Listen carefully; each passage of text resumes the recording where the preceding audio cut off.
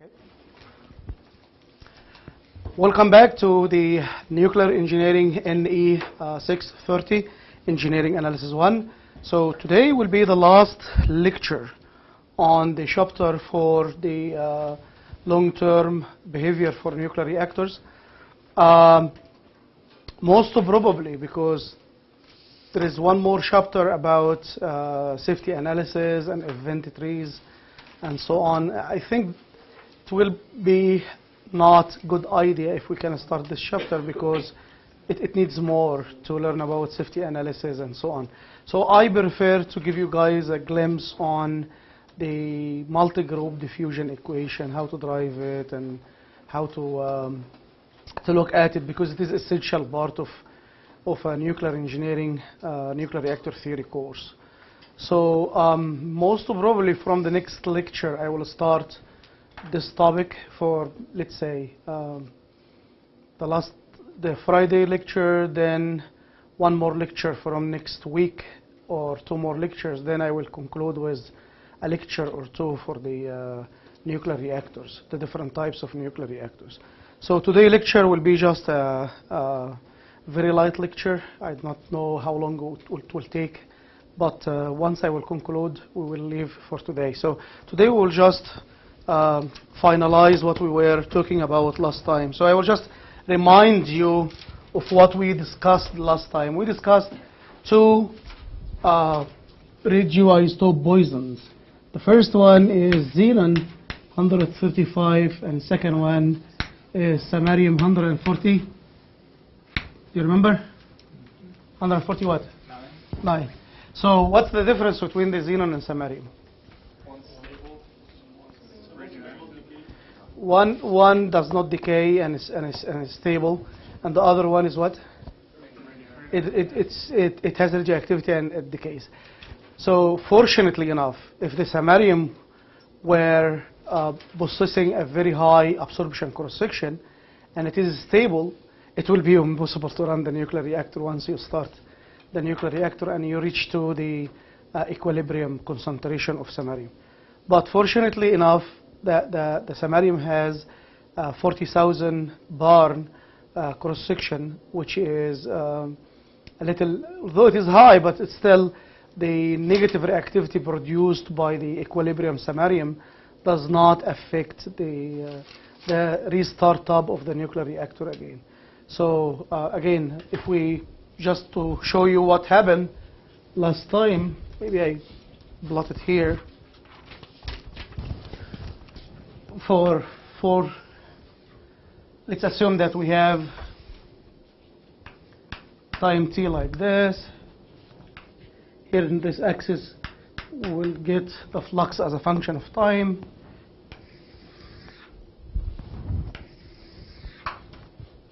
And we ran for long enough time with a flux phi naught. Then we drop the power to phi1. We run again for the same power from t equals 0 to, or t0 to t1, to 0 to t1. Then we raise the power again at the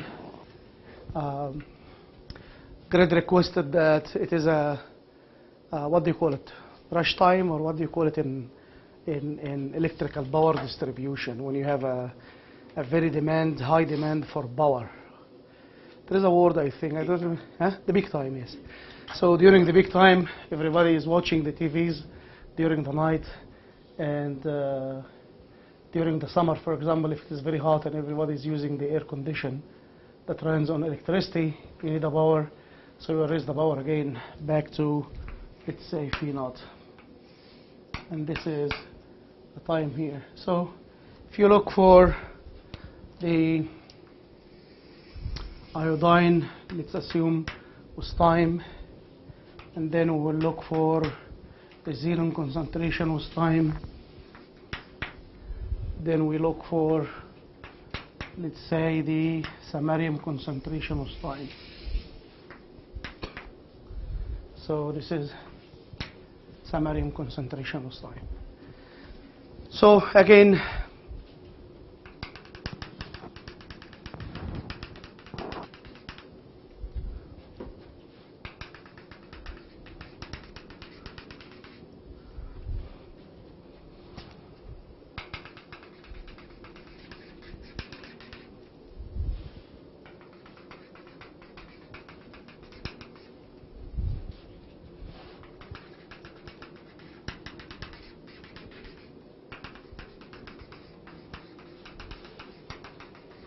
so to look for iodine, you will reach to the iodine, let's say iodine equilibrium position, and this will be I infinity or I naught, whatever you want to call it. Then you will start decreasing once you decrease the power until you reach to the second equilibrium position here, which is I iodine 1, I iodine infinite concentration and 1. Then you will start again increasing your iodine concentration. Then you will reach to the infinite or equilibrium concentration back again. So this is for iodine. And all of you know why we have this. Yes? So the infinite concentration again for xenon will be xenon infinity naught. Then once you drop the power, instead of just decreasing, you will increase, and then you will decrease until you hit the new equilibrium position. Then when you start again, this is xenon infinite concentration at 1. Then when you start the power again, you will drop it, and then you will start increasing again until you reach to the same xenon concentration. Of course, if phi naught here is not phi naught and it is phi 2, so it depends. This will be the equilibrium position at the second point. For example, again for the samarium, it will be like this. Then once you have the power, you will decrease the power. Your samarium will increase to certain level here. Then once you decrease the power again, you will drop it, and then you will reach to. So this is samarium 0, and this is samarium 0, and this is samarium infinite concentration 1. So if somebody, you go, for example, for an interview in a nuclear reactor, and somebody, for example, asked you what will happen for a power following condition. This is called power following condition. So somebody will ask you what will happen. He will give you a power following condition like this, and for 3 different cases or whatever, and they are blank, and he will tell you, okay, just plot the iodine, xenon, samarium, or xenon samarium concentration and the power following up condition like this. So I advise all of you to look at the DOE handbook of nuclear, I think nuclear physics or whatever. It's 2 volumes, and it has those plots over there, so you can. It's very useful 2 volumes, so you can look at those. Now, so let's start again with the last topic, which is the fuel depletion. So fuel depletion. What do we mean by fuel depletion?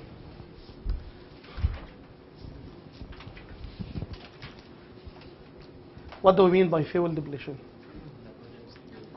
Huh? Yeah, so the fuel will deplete or will be consumed in your reactor because of the neutron absorption.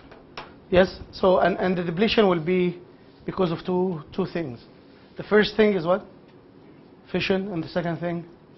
absorption, because if you absorb, let's say if you have a uranium-235 and you get absorption without fission, let's say you will produce uranium-236 and it will decay to something else, so it will not be useful fissile material anymore.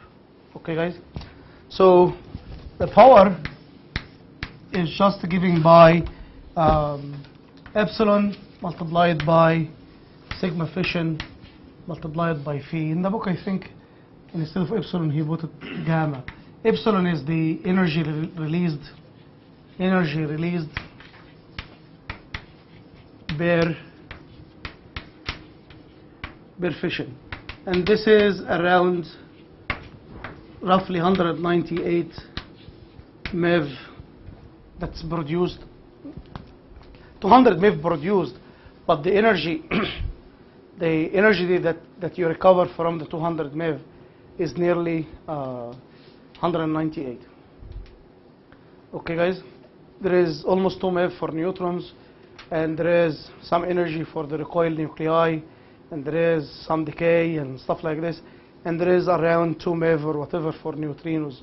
The only thing that you do not, and there is gamma rays, of course, the only thing that you do not recover from the fission energy is the neutrino energy, because the neutrinos will leave the nuclear reactor and they might even penetrate the whole Earth without causing any nuclear reaction.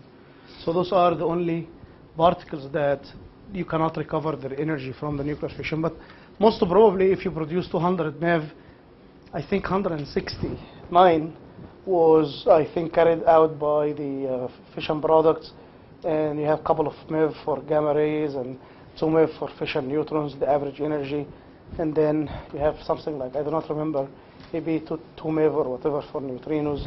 The only energy that's not recovered is the neutrino energy. So we have 3 components of the power density. The first component, so components, this is power density, components of power density, because this is just watt per meter cube.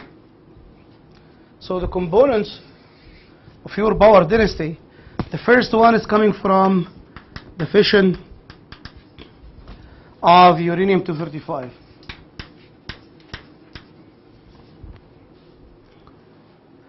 And this is usually decreases with time, because you lose the uranium-235. And the second one is coming from the fission of plutonium-239, and the fast fission for the last one, the fast fission for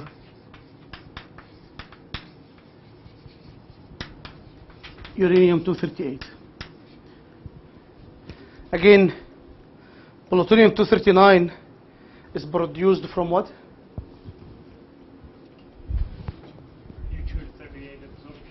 U-238 absorption, and this will lead to niobium, and then it will decay until you reach to double decays for betas, and then you reach to the plutonium-239, and this is how you produce the plutonium inside your reactor. This is why in fast breeder reactors they put the uranium-235 blanket around the reactor core, so that once the neutrons will leave the reactor core, it will hit the uranium-238 and produce the plutonium inside the blankets. Okay, guys? So the plutonium equation, the power density equation, will be just epsilon multiplied by N235 multiplied by, as a function of time now, multiplied by sigma fission of 235 plus N for plutonium 239, multiplied by sigma 239 fission, and this is of course as a function of time, all multiplied by the flux as a function of time. Again, we need, in order to be able to calculate the power density, we need to figure out how to get N of T for uranium-235 and plutonium-239. So we have to write what? We have to write continuity equation or conservation equations. What is the first one for uranium-235? dN25 by dt equal to. Do you think the uranium-235 that you put inside your reactor is generated by somehow? No. So there is no source of uranium-235. It just comes from the initial load that you put inside your reactor. So whatever you will do, it is always will be a destruction for uranium-235. So this will be what? Negative sign because you destroy it. And this is N uranium-235 multiplied by sigma fission for 235. Actually, it's not sigma fission, it's sigma absorption for 35 multiplied by phi of T. What do you expect for the plutonium-49? The equation would be. This is different from uranium-235. It's going to have a production term. Where the production comes from. The absorption of U238. So I will have N28 as a function of time multiplied by sigma gamma, which is the radiative capture as a function of multiplied by the flux minus N49 as a function of time multiplied by sigma absorption for 49 flux as a function of time. If you will see here, there is a difference between sigma gamma and sigma A. What's sigma gamma and sigma A? Sigma gamma is just capture. Sigma gamma is just capture cross-section. So you absorb the neutron, you do not do anything except just releasing gamma rays. Yes? So this is called radiative capture. Yes? And sigma A is sigma absorption. So you have two components for this process, maybe 3 or 4 or whatever. Yeah. So you have radiative capture and fission. Yes. Radiative capture and fission. So of course, sigma total is sigma absorption plus sigma n and n prime and n alpha and n beta or whatever other reaction.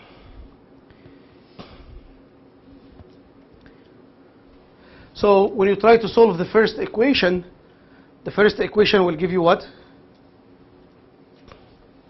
How we will solve the first equation? So this is equation number 1, equation number 2. When you try to solve equation number 1, this will give you what? N25 as a function of T equal to what? N25 at T equals 0 multiplied by e to the power of what? Minus sigma absorption 25 multiplied by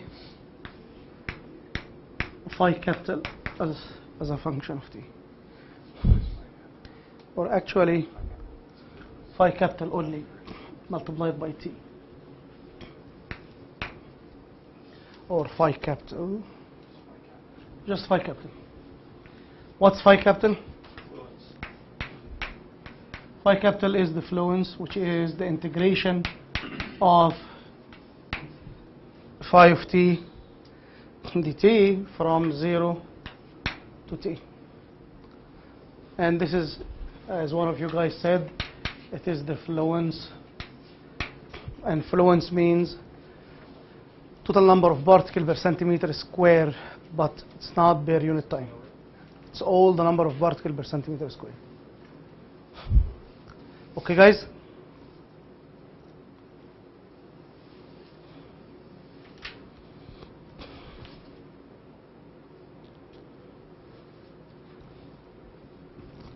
Now, to solve, this is solving the first equation.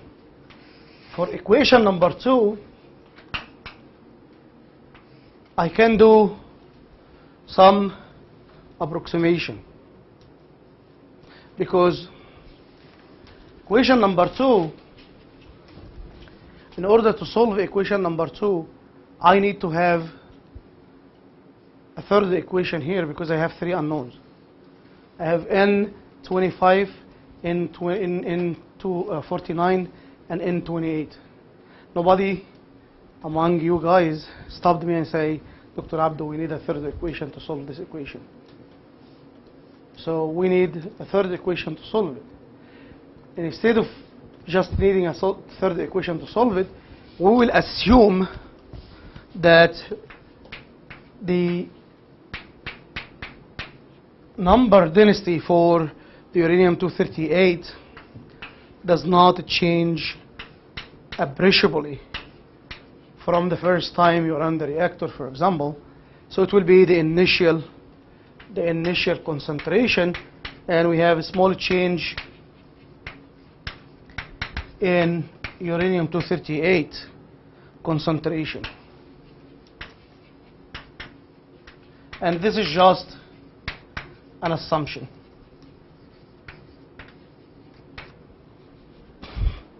So if we do this, we can come back to this equation and make it dN49 by dt equal to N naught 28 sigma gamma of 28 minus multiplied by the flux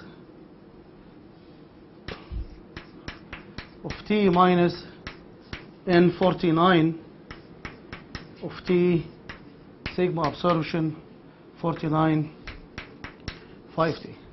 So it's easy now to bring this term, yes, you bring it here.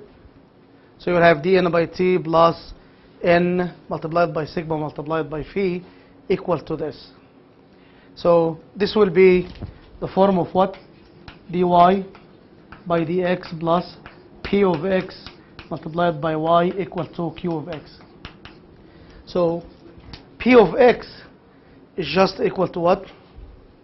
Sigma multiplied by phi or phi. And q of x will be what? N sigma multiplied by 50. Then you can use the integrating factor, which is e to the power of what? P of x. Integration of p of x dx. Yes, and solve the equation. So if we do this, we will have the following equation.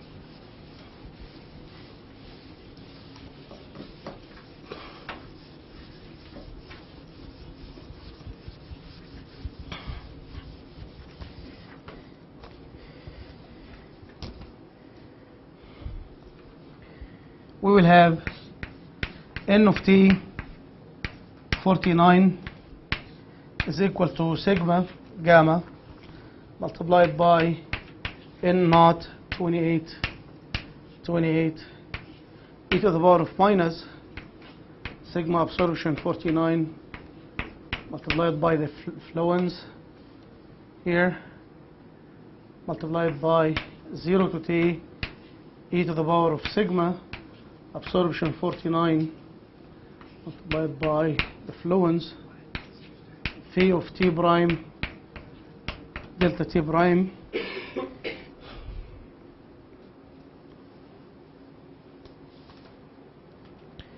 and again, if you solve this equation, you will reach to N49 as a function of time equal to sigma gamma for 28 divided by sigma absorption for 49 multiplied by N naught for 28 multiplied by 1 minus e to the power of minus sigma absorption 49 fluence phi. Of course, this is based on the assumption that N49 at time t equals 0 is equal to 0. Because we started, let's say, we started the reactor without any 49 nuclei there.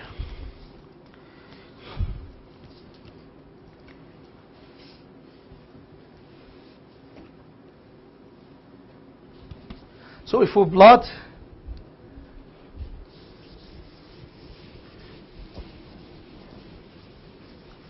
plot those two equations for the uranium-235 and plutonium-249, you will notice that your uranium-235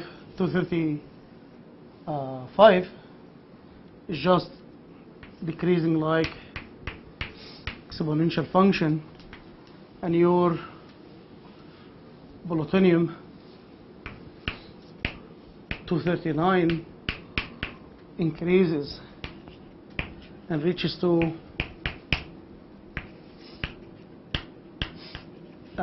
plateau concentration.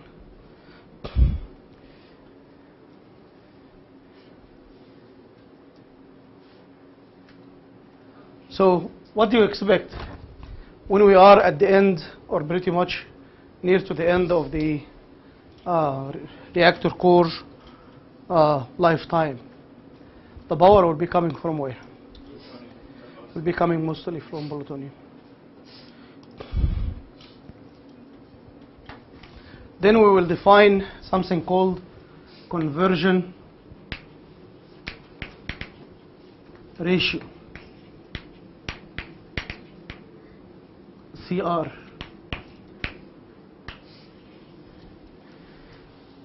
And the conversion ratio is defined as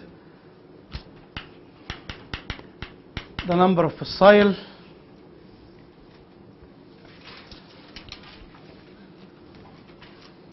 material created over the fissile material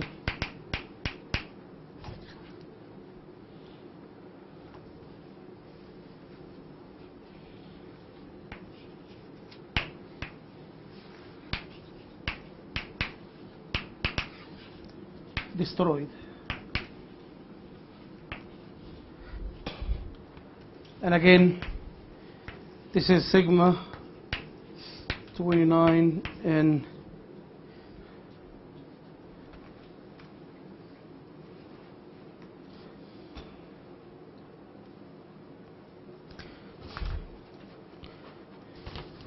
can I get the book? I want to make sure that I'm writing the exact formula.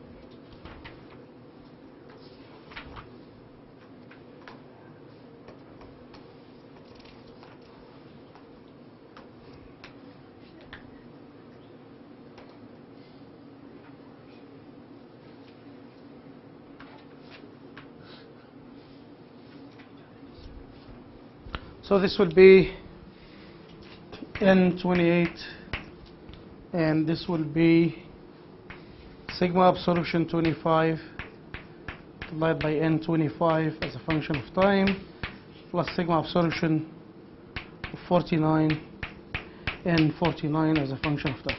So this is the absorption in the plutonium, which is destruction. It will produce both fission or radiative capture. This is the absorption in uranium-235, which is the absorption, radiative capture plus fission. So those are the two destruction mechanism.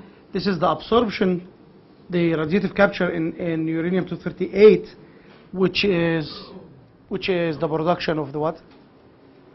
Production of the plutonium. So this is the creation and this is the destruction. When the CR is greater than 1, if the CR is less than 1, we are talking about conversion ratio.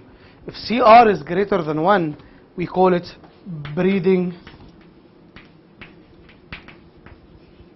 ratio. Why? Because you are breeding more than what you are destroying, and those are the fast breeder reactors. So in fast breeder reactors, you are producing more fissile isotope than what you are destroying. Okay, guys? And the last part that we will be discussing is the burnable poisons.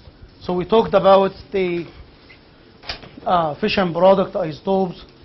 We talked about the fuel burnup. We talked about the poisons like samarium and xenon, and we will conclude with the burnable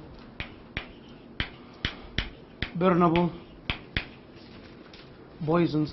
And burnable poisons are just material that you put inside your reactor core so that you will, let's say, make your power uniform. You don't need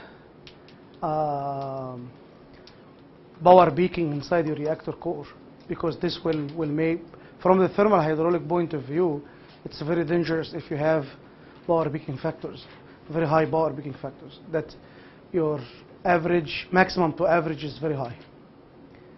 Okay, guys, and this happens in the reactor in the center usually, because the flux, the maximum point is in the center, yes, and if you divide it by the average, this is the highest on the preferential for the reactor, this is the lowest. And usually you do not want your power to be maximum over there, because if there is any incidental phenomena or any accident or whatever, maybe if you did not design the reactor very well, you will transform all your fluid, for example, from liquid phase to a vapor phase, and in this case you will lose your heat reservoir.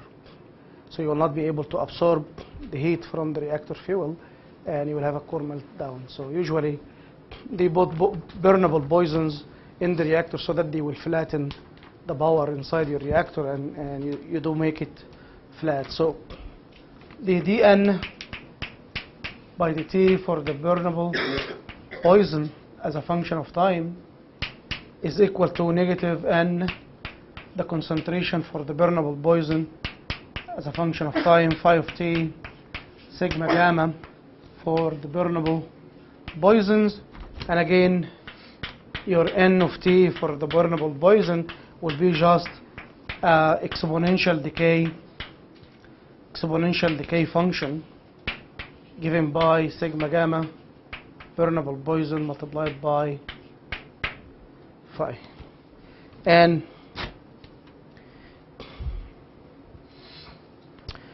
usually this will play a big part in the calculation for what? For reactivity or for K. And usually this formula, this N burnable poison, will be where? Numerator or denominator of K?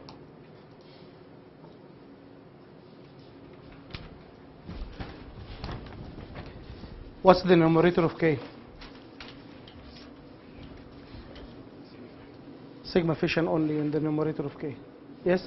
Denominator of K has the sigma absorptions, so this will be where? In the denominator of K. So when this will increase, the denominator will increase and the fraction or the K will do what? Will go down. Then just last hint about the actinide inventory in the reactor. So actinides are the transuranic elements. Those are the elements that are produced after what?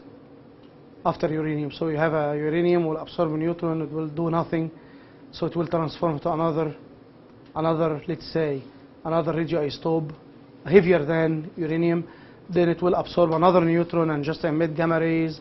Then it will increase its mass. by just absorbing neutrons. So those are they called actinides, and those are the transuranic element. They call it transuranic element.